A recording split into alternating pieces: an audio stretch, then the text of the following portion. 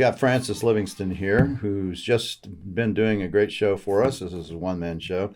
Kind of do them yearly if we're lucky, if we can get all that work. And I said, Francis, can I just talk to you about some different things? So we've been sitting here. We've had a little audio trouble getting started. So we've been having this great conversation to begin with. We were talking about, maybe we'll just talk a little bit about it. Today we're going to talk about illustration. We'll talk a little bit about a show, but we're talking about abstraction and how, you're somebody who is known for primarily Western imagery of Native Americans, landscape, Hispanic, kind of Southwest imagery, mostly. But I also know that you do abstraction and that you do things of East Coast kind of imagery as well. And so we were talking about this abstraction and how, it's not easy to do abstraction. People think, oh, my kid could do that, but no. No. Well, I mean, maybe they can do it. Maybe they can do it. You just don't know. But the idea, at least in my mind, is that all shapes, everything. What I see, and then it's different for everybody. But what I see when I start a painting or when I imagine a painting. I see abstract. I don't see, oh, hey, there's three figures in the background of this thing, or there's three figures up close. I see, what are those shapes? What are the shapes of the blankets? What are the shapes of the horses? What are the shapes of the leaves? What are the shapes of trees? I mean, on and on and on. Mm-hmm. It's all shape-driven to me. And it's not detail shape-driven. It's, do these things, all these elements work together? So when you're talking pure abstraction, then it just goes from, instead of carrying on to detail a painting out so it feels, it has a sense of realism about it, a sense of realistic image going on. You embrace those shapes and the combination of flat and linear and color, but it's all the same kind of thinking for me. My mind doesn't all of a sudden shift.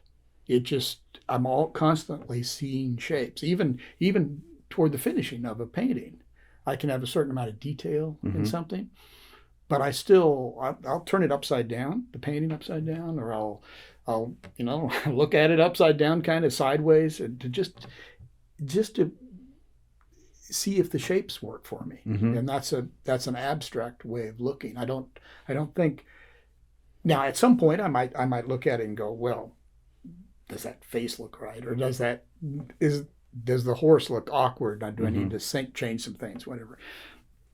But in general, it's all value, shape, color arrangement. Yeah, that's my question. What I was going to say is, what about the color, right? Because you are a colorist for sure.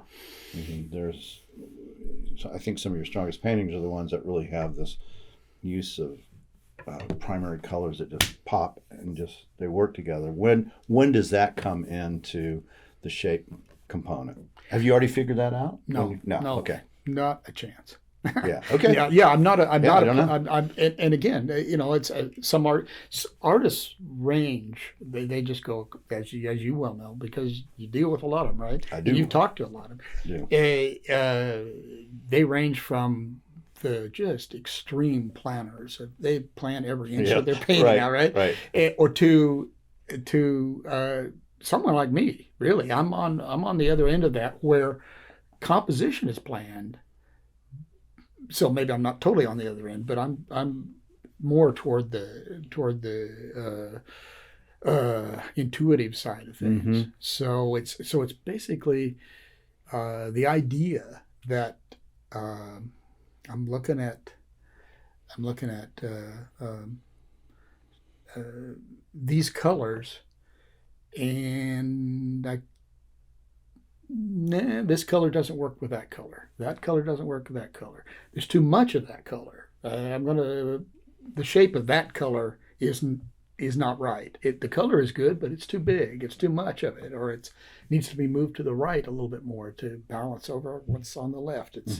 It's all and that's the way good abstraction is too. You know, it's all about a sense of balance and that shape balance and color balance, you know, and then value balance. Right, and that's just a gut feeling, Yeah, right? it's a total gut feeling. And I mean, you know, we were talking the other night about, you know when a painting's finished, and Right. and it's that idea that I don't really know until you get like what you're talking about is gut feeling. You've got it comes with a little bit of experience too.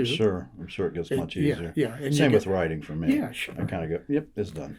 Yeah. This chapter's done, or then you know the story is done. You just know. Yeah. Yeah, and you accept it too. Yes.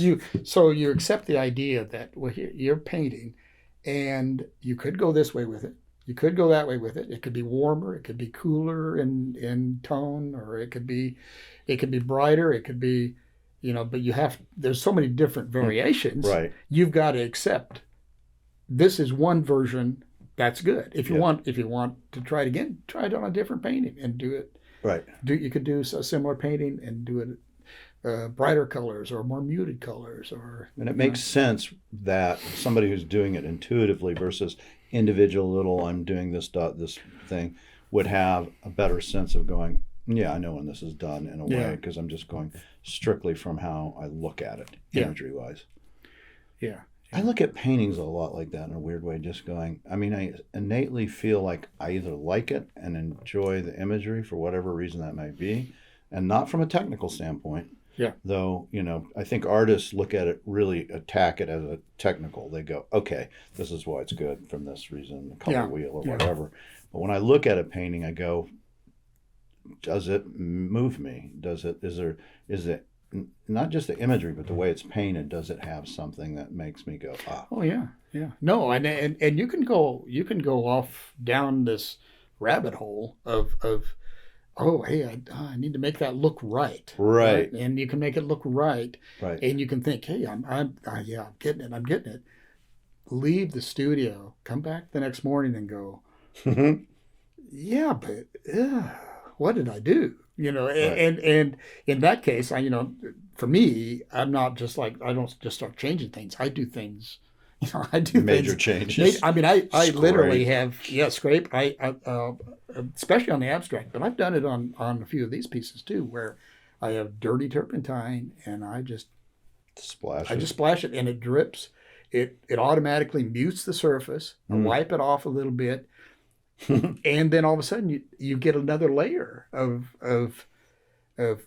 grade pretty colors, beautiful grays, and then you start picking out more and applying more pure paint, and you've got something where you go, yeah, there it is now. There it is. Does that happen every time when you do that? Not, or does sometimes you go, nah, that's just garbage? No, something happens. Something happens where I can. It's kind of like I don't know. It just shakes you up enough to where you feel like you can attack it again, or maybe attack's not the right word, but maybe you can, but you can solve it. You can solve the problem. Yeah, that's probably when you probably just kind of know, okay, I need to do this. Yeah. And when you do it, you're literally doing a process where you go, I know this is the next step I have to do to make whatever is going to happen, and I'll be able to see it. Sure. I mean, that's what Richard Diebenkorn used to do that. He would he'd have a bucket of pink paint, and you can see it on some of his originals in the museums. You know, you can look at his paintings and go, that's that pink paint. And he would take the pink paint and just paint over the thing when it became what he called too precious. Interesting. And then it'd start again, and that would again layer some history of paint in there too, and same with writing. Yeah, sure. You know, you write these words and then you think they're so great and you love the passage, and then but it's just not working.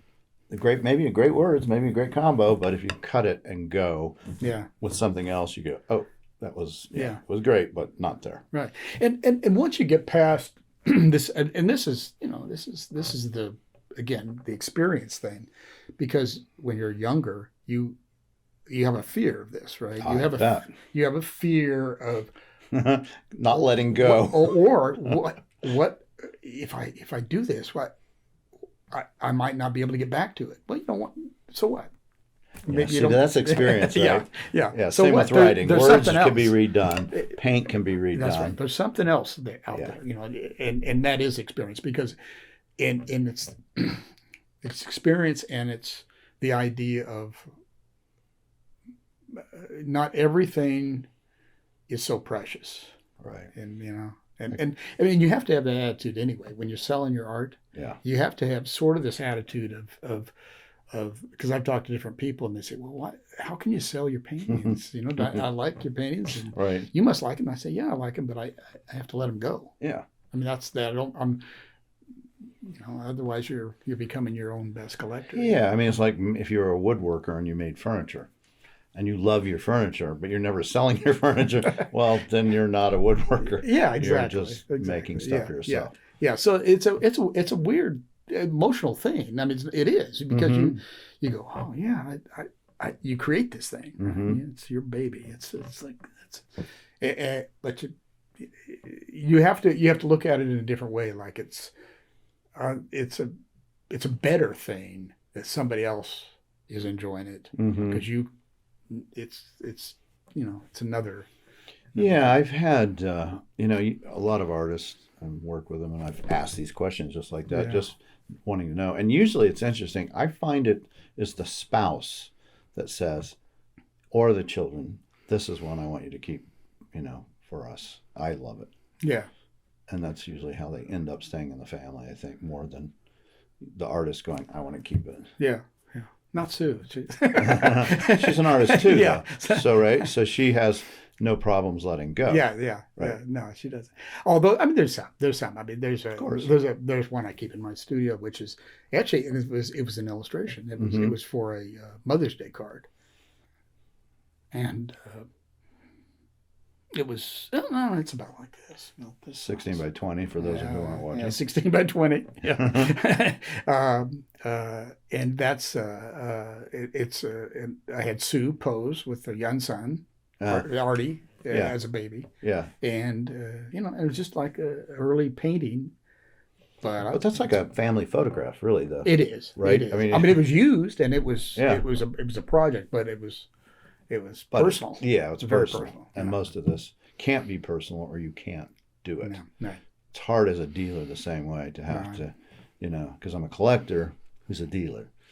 That can be a great combination or a bad combination in some ways. The great part is I love the art. Bad part is it hurts sometimes to sell things, because I go, oh God, I want it. I would love to own this. Yeah, right. But of course. You can't do that effectively and honestly and ethically, I think, if you want to be a dealer and you want to make your clients get the first crack at it. Yeah. But also, I mean, you have to be philosophical about it. Everything in life is kind of transition, right? Yeah. So you owned it. And sometimes they come back. Yeah.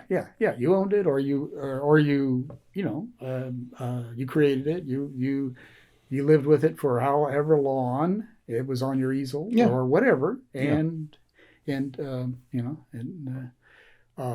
there was during the opening, there was a woman who came up to me, and it was great. It was a painting you sold years ago in Santa Fe, and she described it to me. She said, "I found this in an antique. Somebody was selling it in an antique store." Right. And she was so happy and pleased that she had found it. Right. And was just like, she just wanted to tell me how much it meant to her. Right. It was great. I didn't how it found its way there, estate, whatever. Who knows? Who cares, really? Right. The idea was that I met the person who now has it, and it was cool. Yeah. It was just a cool and it thing. found a home that really likes it versus just Yeah. decoration for somebody's house somewhere. Yeah, very cool. Yeah, I got a painting that was a Josh Elliott that I sold years ago called The Blue Door, and I loved the painting, but again, I have to sell because they want to have the right. And then they end up selling it at auction. I ended up being able to buy it back, and then wrote an entire book about that you know, Huh. that Yeah. particular Yeah. Candyman around that painting. I Right. used it as, I mean, it meant enough to me to use it for part of the inspiration for the whole book, Mm-hmm. just from one artist's interpretation. And I could see this as a story for whatever reason. Why Sure. is that like Sure. that? Yeah. You know, but Yeah. art's great. So let's talk about um, illustration. Yeah. Because you are, I don't know if this is a question. I'm going to say you were an illustrator. That's the words I'm going to use, but that may not be correct because you may still be doing some illustration. I got a few little projects, yeah, that I'm Yeah. doing, and I still have an agent in New York Okay. that gets me illustration work and it's stuff I kind of want to do. Right. I I never shied away from the idea or made this transition between now I'm a gallery artist Right. or a fine artist, whatever, a painter, Right. right? Right. Whatever you want. Right. And I just did. There was the transition was Fluid. it was just not a break from Mm-hmm. something and starting something else. Some people it is. Some people I think most illustrators. That yeah, it they probably want to is. put that behind them. I mean, it's the story of and both Frederick Remington and Edward Hopper. They both wanted to get rid of their illustration Yes. work, and that's not uncommon too. There's other people like that Yeah. just decided, I don't want this to be seen. I don't want anybody to know Right. that I did this. Yeah. Well, and Dixon, I mean, he Was made. Dixon the same way? Nope. Or are you? No, but he made a break. He made a break. Yeah, in 1912, he left New York City, where he's a big-time illustrator. Yeah. Golden age of illustration. He's in huge demand, but he was, Right. as he said, he was sick of tired of lying about the West, and Yeah. they were making him do stuff he didn't want to do, and it was good, and people wanted it, but he knew what the West was. He Yeah. knew what it, and these things were just, it was stories, not real stories, and he knew Yeah. what the real deal was. But he never stopped illustrating. And he illustrated all the way till his last one was in 1942 for the Oregon Trail book, Yeah. Parkman. And, and it saved him. And it was very important. He made like $1,000 in 42, which was, Yeah. a big deal because it was the World War II. Sure. So he didn't disavow it. He continued to do it. And I think it made him a better, I know he said it made him a better painter when he worked for an illustration firm that did posters and billboards from 1917 to 1921, Yeah. Foster and Kleiser, which Yeah. you probably know that Yeah. San Francisco firm. Right. And so he says it made me better. And he's an older individual at that point. Yeah. He's- Yeah. No, I have no doubt because I think illustration. The gallery artists that I know now who were illustrators, they all look back at their illustration career as the best possible experience, training ground, if you want to look at it that way. Experimental, because you're able to do so many things. I mean, if you were to find your way in my studio and you saw these stacks of old illustration, you'd see all kinds of different things where I'm playing around with watercolor, gouache, acrylic, pen and ink, collage, pressing things into things, linear things, writing into it. I mean, there's any number of things that you just play around with. Maybe you only do it once or twice, but you've got the different opportunities to experiment, because and it's all about the reproduction and you're thinking how's this going to print and it's just the idea of illustration as an art form is, I think, now after quite a few decades of century and more over a century of really strong illustration, it's become certainly a recognized art form. Oh yeah. Well, and you look at Norman Rockwell's pieces, right? I don't know what the top record is for him. It's probably 15 million or something now. Yeah, it's way up there. Yeah, maybe more. I don't know. Yeah. And if you have for people who've never seen his originals are beautiful paintings. I mean, they're just I have gorgeous. Seen them, actually. Yeah. And it's incredible what he did. Mm-hmm. And he never. There was a guy who, when interviewed about it, he never approached the gallery world because he needed the guidance, or he thought he needed the guidance. He didn't know what to paint or subject matter wise, when he didn't have an art director of a magazine or an agency telling him, hey, this is what I want. He just didn't have that. There was another guy, a great illustrator from the 40s, 50s, and 60s, a guy named Al Parker, who I had the privilege of meeting and knowing a little, and he was the guy for those that might have recognized it from way back in the 50s and 60s. He did what they called mother and daughter scenes for. And I want to say Good Housekeeping. It was one of those. Yeah, it was one of those. And it was always, here's springtime, and here's the mother, and here's the daughter, and they're planting, whatever. Right. Beautiful stuff. Just, and he was a creative guy. Just he played in a jazz band. He just was he lived in his later life in Carmel. And and he did some of the most beautiful things, but he was always experimenting. He did that more straightforward boy girl romance illustration stuff, but he also was a great designer, and he got sent over to Monaco for the Grand Prix. I think it was maybe 63, something like that, and just did these beautiful acrylic paintings. And I got to see him in his house. He had them all laid out, and they're just exciting.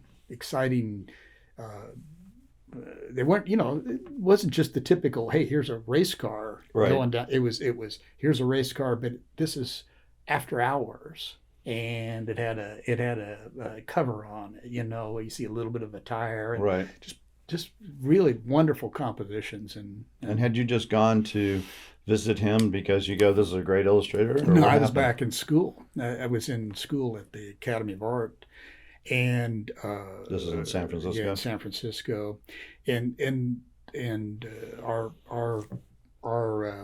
class, the head of the illustration department, Barbara Bradley, was always I idealized this guy, and Al Parker, and so she met him, and she took a few of us down there, and we were able to. It was great because we were able to show our artwork to him, and he was generous with comments, and it was great. It was just wonderful experience. You're like in your early 20s at that point. Yeah.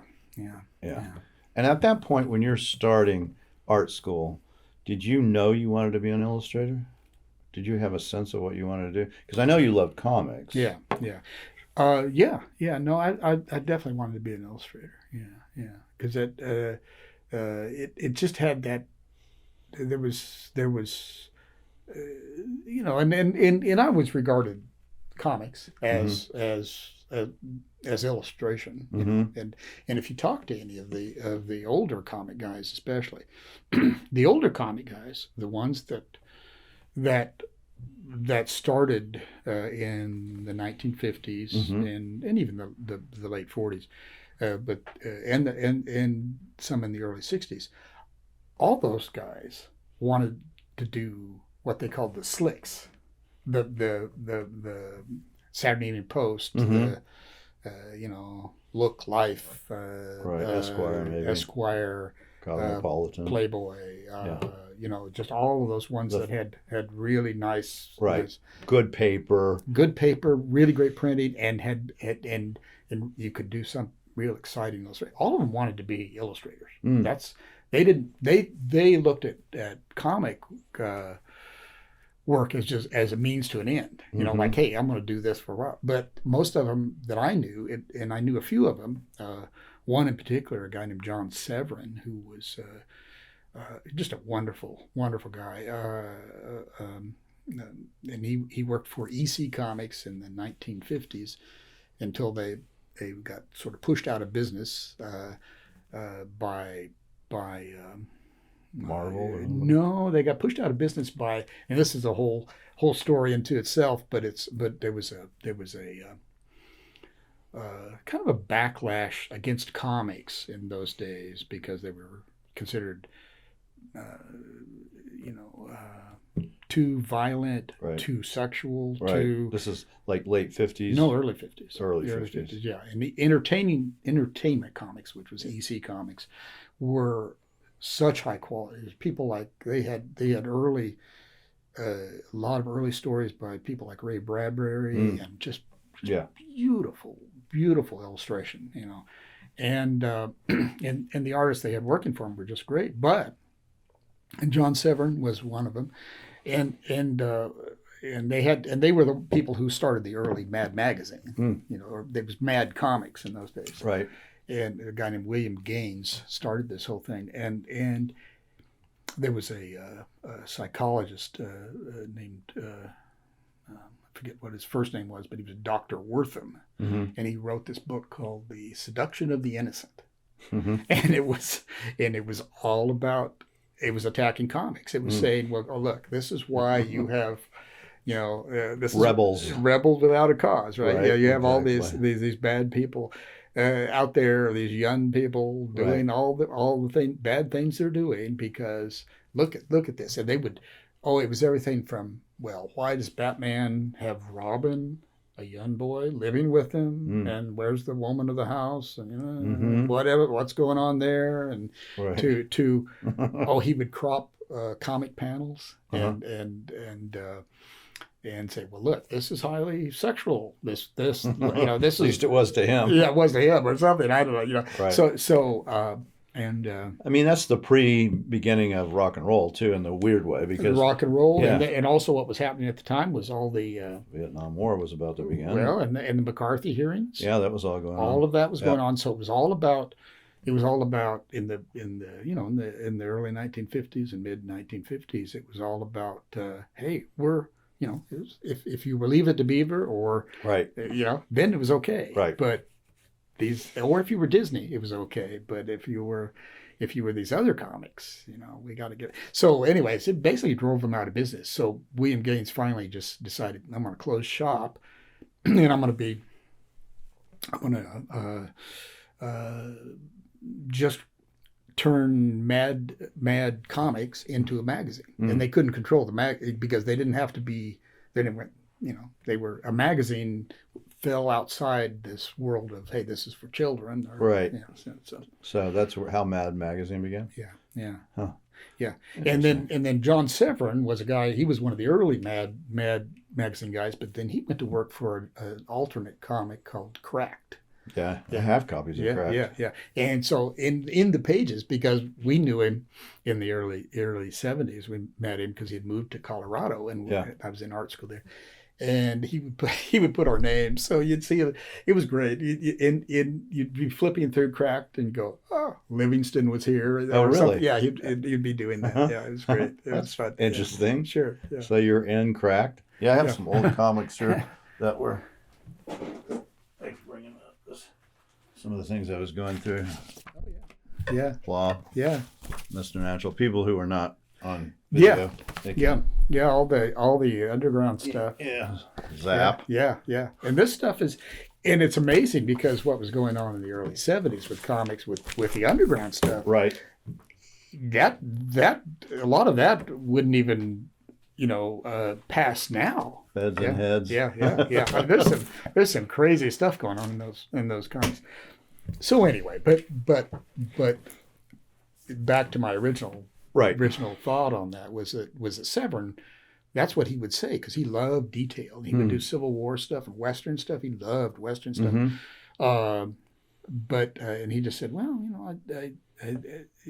why do you want to do comics? And why? He didn't understand why there was a group of us that just loved comics and wanted to be a comic book artist. Because you're reading them for one thing, Yeah, right? yeah, reading them, but also we wanted to be comic book artists. And Right. he didn't understand that because he always wanted to be an In the illustrator. slicks. He wanted to be in the slicks. Yeah. And so, why didn't you become a comic artist? Well, that was he was one of the reasons, because I showed him some illustration and some painting one day that I was doing, because he had agreed to teach classes in comics at the school I was attending then, Rocky Mountain School of Art in Denver, and he said, well, okay, and again, why do you want to do comics? You could be a painter. You could do regular illustration with this. Why do you want to do this? They make a lot more money. These guys would do way better. Yeah. And that was another thought that was in my head. Yeah, right? I'm sure.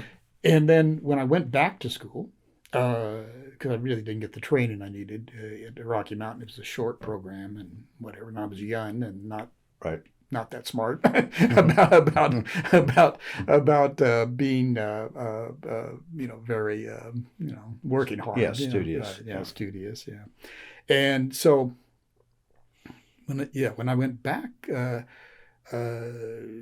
to school in San Francisco, the idea, I was just exposed to a lot of illustration all of a sudden. I just was. All of a sudden, you started being taught by instructors that were doing this, right? They were working for the agencies. They were doing book covers. They were doing advertising, and they would bring this stuff in, and you go, oh my gosh, look at the range, look at the stuff. And then you started looking at Communication Arts, which was a big magazine out of art magazine, commercial art magazine out of Palo Alto, California, and you'd see the illustration being done there, and then you started getting a hold of things like the illustrators' annuals, and those were the annuals that came from the Society of Illustrators in New York, and you'd look at that and you just go, oh my gosh, look what you could do! Look at it! Look, you're just like. Like an explosion of stuff, Variety. Yeah. And the basic fact that I looked at comic stuff, and it was really, really difficult. And that's why I still have so much respect for those guys that do it, guys and women that do it, because it is hard work. I mean, to do it well. Right. Every panel, everything is designed and over again, and pages of this stuff. I was like, I can't do that. I'm not. I don't think that way. I don't think in a sequential storytelling way that way. Yeah, it sounds definitely like you don't, just because we're describing what you do earlier with how you attach. Yeah. It's all about shapes and then color. Yeah. Now I did, and there was a part of illustration, and it still is to a certain degree, but certainly at that time, and it's always been, even back, all the ad agencies, a lot of the movie industry, all the animation that was ever done needed storyboard work. Right. Yeah, and so I started doing storyboard work, and I could do that. And that was limited. And would you do it for people like Disney or movies, or? I never did any for them. I would do it for ad agencies. I see. Yeah, so I would do it. I'd get a call on a Friday, and you'd get a call, and they'd say, well, can you come in? Because in those days, it wasn't like, hey, I'm going to send you an email, right? Or even they didn't do. Fax machines weren't even going at that point.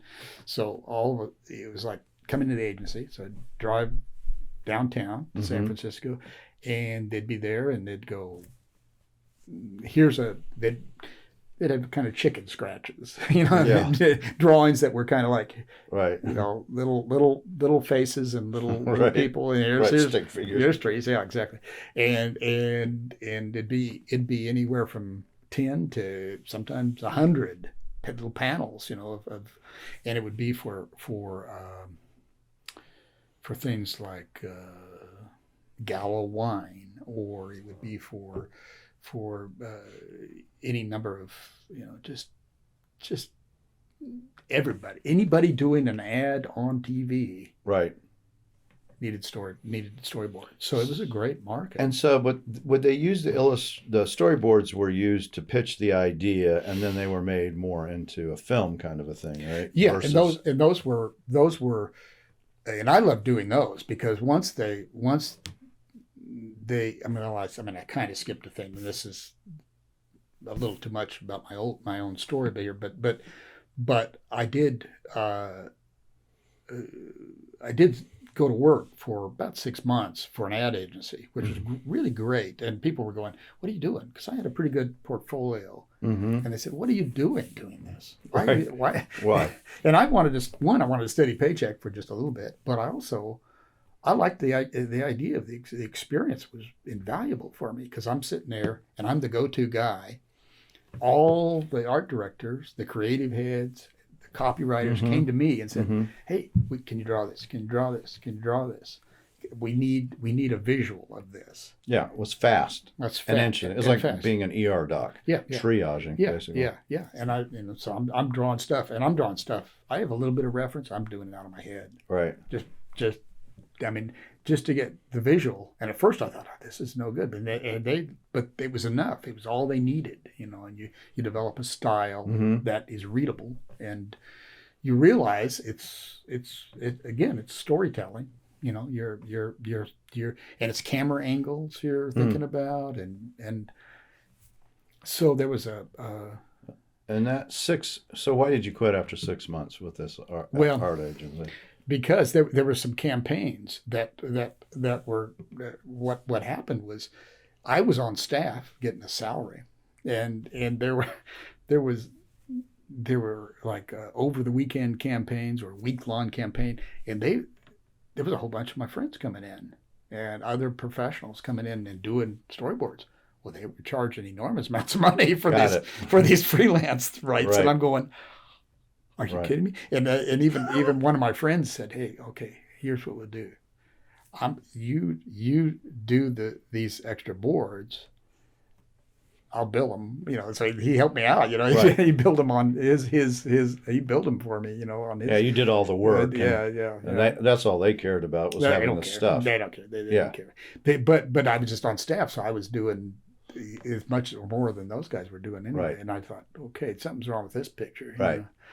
But so once I got out of the world of freelance, then I got a call from an agency, Hal Riney and Associates, and Hal Riney, and you'd recognize this guy's voice. Hal Riney was all over the TV ads in those days, Mm-hmm. and this was in the early '80s, and he had this great voice, Right. speaking voice. It was smooth, and it was for everything from Ralph Lauren to Gallo wine. Right. To, I mean, had that voice. Oh yeah, you would Right. totally recognize it. And he partnered with a guy named Jerry Andelin and some other people, and they had Hal Riney and Associates. And this guy Jerry Andelin called me in one day, and he said, "Hey, I want you to do some animatics for me." And I'm going, "What's an animatic?" I don't know what that is. And that's exactly what you were saying, is that they make them into a moving film. I see. So I was doing some I think it was either wine or beer, maybe beer, and so they were larger. They were 8 by 10 Mm-hmm. something, little watercolors, very moody and impressionistic. That's what they wanted. They didn't want detail. They wanted this, and they would take these, film them, move the camera across. They'd pan in, pan out. Mm-hmm. Zone in on certain areas, and then put voiceover Right. and music. And when you see these things, they're beautiful. I have a few. They're on. I'd have to have them converted to digital now because Mm-hmm. nobody has a tape player that could play these things. But they're just And they would actually be paintings. and paint paintings. Yeah. Oh, well. And they would make a ad, like a commercial. Yeah, like a with that. commercial, and that was after the original storyboards, which were Yes. were just black and white, Right. and so that if the agency went, or the company went, the client went for the idea, Right. then they'd go the step between getting them actual actors and filming Mhm. the thing would be these animatics. And would those, what they call Animatics. animatics, Yeah. and would those animatics actually make it onto TV? No, It was just no. it was the kind of the final, The final thing to Pitch. say, hey, right. and this company, and then other companies started doing it. They in San Francisco, after they saw how Riney was doing, other agencies said, "Oh, we got to start doing these things." And so Well, they do probably because they have to compete, yeah, right? yeah. You know, So there was otherwise this other guy's going to get everything. There was a whole group of us. I mean, my wife Sue was helping me, and then my friend Chuck Pyle, I got in Yeah. on it, and we would all like spend the weekends together doing a, I work with Chuck, and he would draw them and I would paint them or Mhm. whatever. It'd be just like it was a production line, but it did a lot of things, and this Mhm. is what illustrators in general have to do, is art on command, essentially. Right? Yeah. I mean, there's no hey, I'm getting in the mood, or Of course not. right, there's no I don't feel like it today. Right. Or I don't have any ideas. or hey, I've been up all night. They don't care. Right. Yeah, it's very demanding. Yeah. Every illustrator I've talked to that was an illustrator Yeah. all said the same thing. It was like, yeah, no, you didn't sleep. Yeah. And you worked with Mark English, right? Well, I worked with him in terms of teaching. Yes. I knew him later. Yeah, let's talk a little later in bit his about life. him because he's a really interesting Yeah. guy that Yeah. seems to have had his hand in a lot of different careers, whether it was Ezra Tucker or Thomas Blackshear. Oh, very influential. And the one thing about Mark, I mean, he was as good as he was, and as like top of the heap. I mean top, right? I mean, there were a few of them that were just right up there, and the names, as I was mentioning earlier, was people like Bob Peake, who was known for a lot of his ad work, and especially known for his movie posters. Apocalypse Now and everything from My Fair Lady to, I mean, he was sort of the pre-Drew Struzan guy. He was the guy, and then some there were a few others. I mean, Bernie Fuchs was the youngest guy to in the 1950s, late 1950s. You had Howard Turpning making and movie. Turpning was right in there too, and a bunch of them. There was a whole group of these guys, but Mark was restless. When you looked at his career, if you ever examine it, it was, hey, I'm starting out and I'm doing. He really hit it. He did a lot of illustration, but he really hit it with this. And I think it was for Reader's Digest, as I remember. Maybe I might be incorrect, but I think it was Reader's Digest. Mm-hmm. Maybe it was either the Reader's Digest or Reader's Digest condensed books or whatever, when they would do a lot of illustration, right? Yeah, and he did these beautiful paintings of the book Little Women, and they looked, and it must have been influenced by Gustav Klimt and right. Viard, that kind of stuff, right? Because they were beautiful. They just blew everybody away.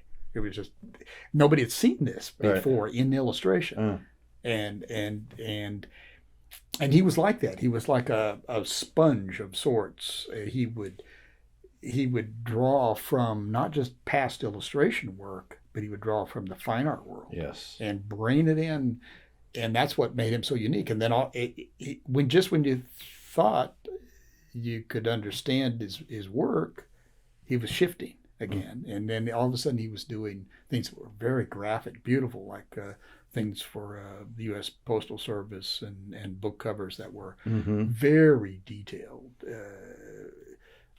and beautifully designed. It was like You think he did that because he didn't want to be pigeonholed in a certain style? I think that word restless that I used, I think he just was like challenged him, and he talked about he always wanted to create. He talked about going to Europe one time, being in Paris, and wasn't there for very long, and he goes, well, okay, now I've done the coffee shops, I'm sitting here drinking some coffee, and I've done a few museums, and all he could think about was getting back to and getting back to work. And how did you work with him? What did you do? Well, there was it was interesting because he had started he and Bob Peak and Bernie Fuchs, and it was a group of I think we were 5 or 6 illustrators. He had an agency, right? No, it was just the group of them that were friends, because they all lived around Westport, Connecticut, in that area or whatever. They all knew each other, and they started this thing called the Illustrators Workshop. And the Illustrators Workshop was basically it was a reason to teach, but it was like, hey, where do you want to go? Let's go here. And the group of them would go there, and they would show demos, and they'd get a lot of students to pay, and a lot of really, really good illustrators went to those workshops and got their start that way. Is this the 80s time frame? Yeah. Well, 70s too. Yeah, okay. 70s I think too. Yeah. And that was it was just, they were how much teaching they actually did, I don't know, but it was just the idea that you were exposed to these guys, and you can be exposed to people like that. Just a few words of wisdom can change your whole direction. It doesn't have to be like, hey, here's how exactly you do this. Right. It can be just, did you ever think of this? Right. That kind of thing. And you could also watch them paint, I assume, which also I'm sure was very helpful. Yeah. So as the years went by, that ended, and then Mark's son, John English, who was a really good illustrator in his own right, started, along with Mark, the Illustration Academy, which was an offshoot of that. And so they got a core group of people to do that, illustrators that would top illustrators to bring in, and so would you come in as a teaching, or as teaching that, and I mean it was going on for some years, and then and I'd actually gotten a phone call from Mark English, and he just left a message, and I never talked to him, and he had called me because he saw one of my pieces in the Illustrators Annual, because I was always in there for various things that I'd done. And he just said, hey, I really like your work. Yeah. Going, I bet. What? Okay. Who's messing with me? And I called him back, and we talked. We had a great conversation, and it just went from there, And so then his son John had me go down to Ringling School of Art in Florida, in Sarasota, and I did a lecture, and I did demos, and I taught. And I had, quite a bit of teaching experience by that time, but it was great because these, it was like, not only did you get to hang out with Mark and other people you really enjoyed, and your peers, and really, it was a real very high level of conversation and action and reaction, and the students got just incredible and that was information. and that was really kind of the highlight of illustration, don't you think? In some respects, that's. I mean, there was the golden age during the century and all that, but in the 70s and 80s, and even maybe early 90s, maybe. I mean, that really was.